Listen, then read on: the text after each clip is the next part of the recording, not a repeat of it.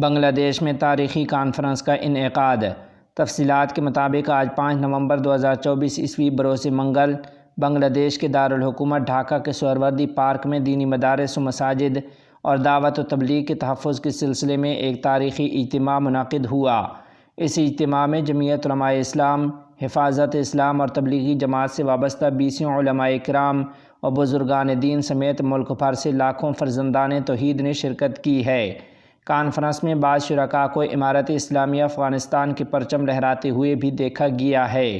محترم ناظرین و سامعین، آپ کو بتا دیں کہ شیڈول کے مطابق کانفرنس کا آغاز صبح 9 بجے سے ہونا تھا، مگر رات سے ہزاروں افراد کے پنڈال میں جمع ہو جانے کے بعد شیڈول سے ہٹ کر کانفرنس کا باقاعدہ آغاز فجر کی نماز کے متصل بعد ہی کر دیا گیا تھا۔ کانفرنس کے آغاز میں تلاوت کلام پاک کی سعادت الشیخ احمد بن یوسف ازہری کے حصے میں آئی۔ کانفرنس میں آنے والے علماء کرام اور بزرگان دین نے دینی مدارس اور دعوت و تبلیغ کی اہمیت کو اجاگر کرتے ہوئے اس بات کو یقینی بنایا ہے کہ ہر قیمت پر دینی مدارس اور دعوت و تبلیغ کے تحفظ کو قائم رکھا جائے گا اور اس سلسلے میں اندرونی و بیرونی کسی بھی سازش کو کامیاب نہیں ہونے دیا جائے گا۔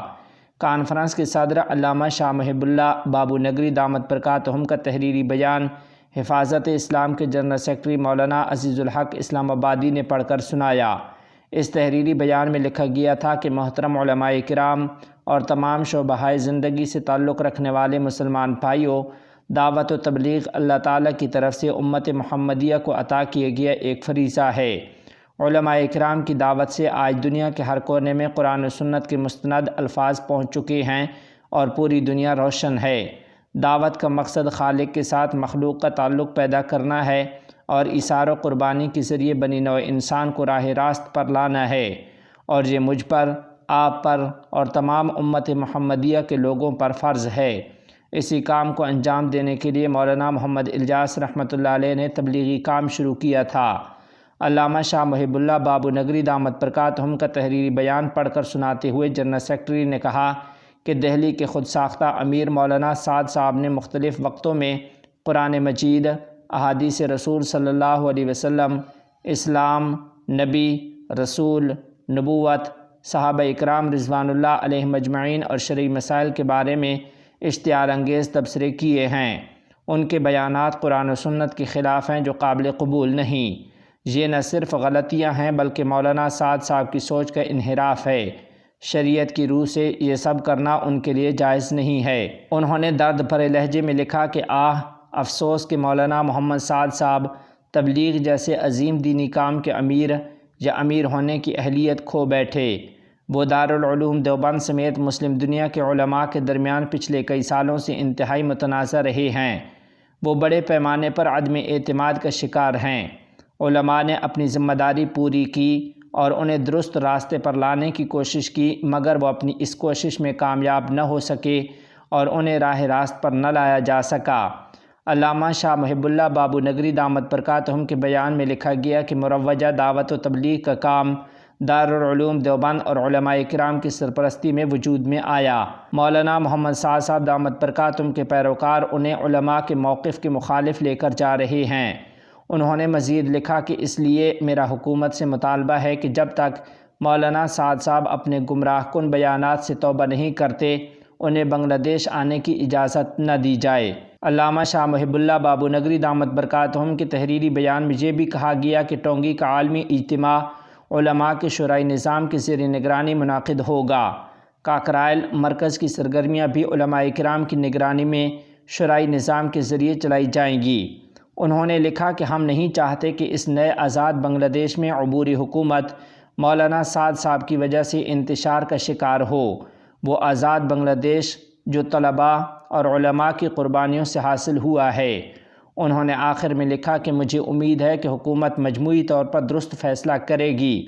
اللہ تعالی ہمیں اسلام، ملک، قوم اور مملکت کی فلاح و بہبود کے لیے کام کرنے کی توفیق عطا فرمائے۔ کانفرنس سے خطاب کرتے ہوئے عارف باللہ حضرت مولانا مفتی ظفر احمد صاحب نے کہا کہ آج کے اس اجتماع میں علماء کرام جو بھی فیصلہ دیں گے مجھے قبول ہوگا، میں ان کا فیصلہ قبول کروں گا۔ مولانا محمد سعد صاحب کو مخاطب کرتے ہوئے انہوں نے شیخ الحدیث حضرت مولانا شیخ زکریا کاندہلوی رحمۃ اللہ علیہ کی یہ عبارت بھی پڑھ کر سنائی حضرت شیخ الحدیث رحمہ اللہ فرماتے ہیں، مولوی جی تحقیق تو خوب کرو لیکن اپنے بزرگوں کے انداز پر چلو۔ جو اکابرین کے اسلوب کو چھوڑ کر تحقیق پر گامزن رہتا ہے وہ گھٹنوں کے بل گر جاتا ہے۔ مفتی ظفر احمد صاحب نے کہا کہ مولانا سعد صاحب کو آج جس صورتحال کا سامنا ہے وہ یہی ہے کہ انہوں نے مربی لوگوں کو کھو دیا اور خود ہی چل رہے ہیں۔ آج وہ اپنے طریقے کی وجہ سے پوری دنیا سے کٹے ہوئے ہیں۔ مفتی ظفر احمد صاحب نے کہا کہ مجھے مولانا سعد صاحب سے کوئی ذاتی دشمنی نہیں ہے، بلکہ ایک وقت تھا کہ میں مولانا سعد صاحب کو دیکھنے کے لیے مدینہ پاک میں 3 گھنٹے تک انتظار کرتا رہتا تھا، لیکن اب میں ان سے نہیں ملتا ہوں کیونکہ وہ شریعت، قرآن اور حدیث کے مطابق اہل حق علماء کے ساتھ نہیں ہیں، ہمارے اکابرین کے ساتھ نہیں ہیں۔ مفتی ظفر احمد صاحب نے کہا کہ جب تک وہ گناہوں سے توبہ نہیں کرتے ہم کسی طرح بھی ان کے ساتھ سمجھوتا نہیں کر سکتے۔ مفتی ظفر احمد صاحب نے کہا کہ بہت سے لوگ کہتے ہیں کہ رب سے انہوں نے توبہ کر لی ہے اور انہوں نے اپنا رجوع دیوبند بھیجا ہے، تو میں ایسے لوگوں سے کہتا ہوں کہ یاد رکھیں توبہ کی 3 شرطیں ہیں۔ نمبر 1، وہ اپنے کیے پر شرمندہ ہو۔ نمبر 2، جو کوئی معصیت کا کام کر رہا ہو وہ اس کام کو فوراً چھوڑ دے۔ اور نمبر 3، یہ کہ وہ پکا فیصلہ کرے کہ یہ برا کام اپنی زندگی میں دوبارہ نہیں کروں گا۔ مفتی ظفر احمد صاحب نے کہا کہ لہٰذا مولانا سعد صاحب کا علماء، دعوت اور تبلیغ سے اس وقت تک کوئی تعلق نہیں جب تک وہ سچی توبہ نہ کر لیں۔ کانفرنس میں ایک 9 نکاتی متفقہ اعلامیہ بھی پڑھ کر سنایا گیا جس میں لکھا گیا تھا، نمبر 1، اس ملک میں دینی مدارس صدیوں سے دارالعلوم دیوبند کے ماڈل پر دینی تعلیم کے پروگرام کو چلا رہے ہیں۔ سابقہ حکومت کے دوران انتظامیہ اور حکمران جماعت کے لوگوں نے طرح سے دینی مدارس کو ہراساں کیا اور مداخلت کی، اور اب ہم دیکھ رہے ہیں کہ 5 اگست کی بغاوت کے بعد بھی فاسٹ حکومت کا ایک خاص طبقہ جس نے فرقہ وارانہ انداز سے مدارس پر حملہ کیا ہے اپنی مداخلت جاری رکھے ہوئے ہے۔ آج کی اس تاریخی کانفرنس کے ذریعے سے ہم پرزور مطالبہ کرتے ہیں کہ اس قسم کی ہراسانی اور مداخلت سے باز رہیں۔ نمبر 2، آج کی تاریخی کانفرنس اس بات پر اصرار کرتی ہے کہ مذہبی تعلیم کو عام تعلیمی نصاب کی ہر سطح پر لازمی قرار دیا جائے۔ نمبر 3، پچھلی فسطائی حکومت کے دور میں مظلوم علماء کرام اور عام مذہبی عوام کے خلاف درج کیے گئے تمام جھوٹے مقدمات فوری واپس لیے جائیں۔ نمبر 4، 2013 میں شاپلا چوک میں رات کی تاریکی میں ملک بھر سے آئے ہوئے بے گناہ عاشقان رسول صلی اللہ علیہ وسلم اور مسلمانوں کے وحشیانہ قتل عام کے مجرموں کو فی الفور انصاف کے کٹہرے میں لایا جائے۔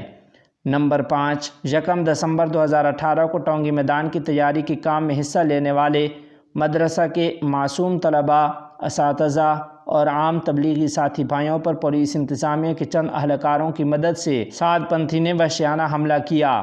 آج کی اجلاس عام سے حملہ آوروں اور ان کے ساتھیوں کو عبرتناک سزا دینے کا پرزور مطالبہ کیا جاتا ہے۔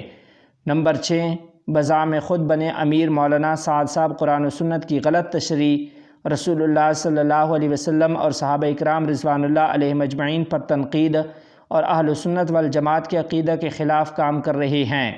یہ بھی واضح رہے کہ دعوت و تبلیغ کی یہ قابل قبول محنت حضرت مولانا الیاس رحمۃ اللہ علیہ، حضرت مولانا یوسف رحمۃ اللہ علیہ نے صدیوں سے کی ہے۔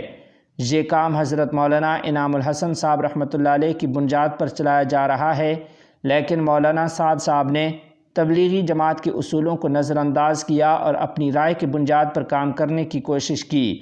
اسی وجہ سے دارالعلوم دیوبند اور بر صغیر کے مشہور علماء اکرام نے ان کی گمراہ کن بیانات اور موقف سے امت کو خبردار کیا ہے۔ اس لیے بنگلہ دیش کے متقی مسلمانوں نے مولانا سعد صاحب کو بنگلہ دیش آنے سے روک دیا ہے۔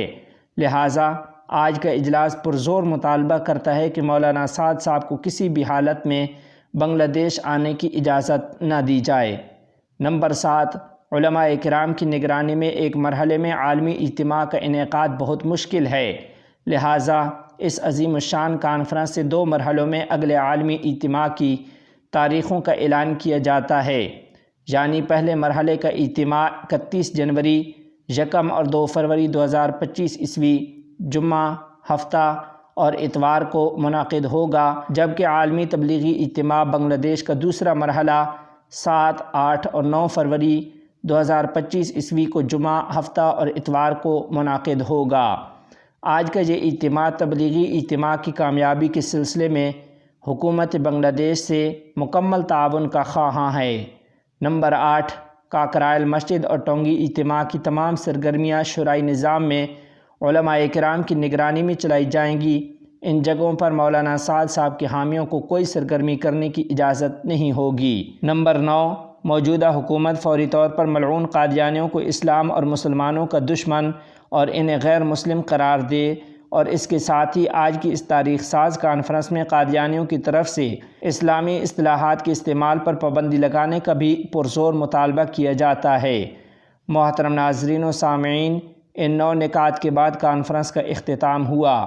کانفرنس کی آخری دعا حضرت مولانا شیخ محب اللہ بابو نگری دامت برکاتہم العالیہ نے کروائی ہے۔